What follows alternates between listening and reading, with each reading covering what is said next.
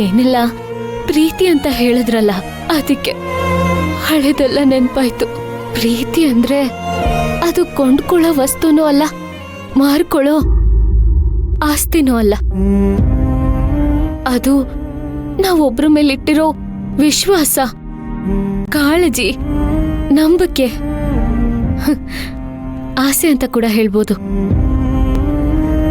ನನ್ ಪೂರ್ವಪರ ಎಲ್ಲ ನಿಮಗ್ ಆಲ್ರೆಡಿ ಹೇಳಿದ್ದೀನಿ. ನನ್ಗೆ ಈ ಊರಲ್ಲಿ ನನ್ ಸರ್ವಸ್ವ ಅಂದ್ರೆ ಅದು ನಮ್ ಚಿಕ್ಕೇಜ್ಮಾನ್ರು. ನನ್ ಪ್ರತಿಯೊಂದು ಕಷ್ಟಕ್ಕೂ ಅವ್ರು ನನ್ ಬೆನ್ನೆಲ್ಬಾಗೆ ನಿಂತಿದ್ರು. ನಾನು ಅವ್ರನ್ನ ದೇವ್ರ ಹಾಗೆ ನೋಡ್ತೀನಿ. ಪ್ರೀತಿ ಅನ್ನೋದು ದೇವ್ರು ಅನ್ನೋದಾದ್ರೆ ನಾನು ಆ ದೇವ್ರನ್ನ ಪ್ರೀತಿಸ್ತೀನಿ.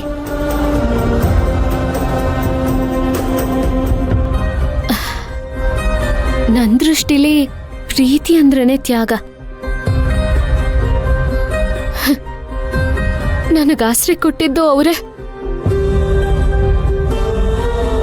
ಹಾಗೆ ಎಲ್ರ ಜೊತೆನೂ ನಗ್ನಗ್ತಾ ಖುಷಿಯಾಗಿರ್ಬೇಕು ಅಂತ ಶಕ್ತಿ ತುಂಬಿದ್ದು ಕೂಡ ಅವರೇ.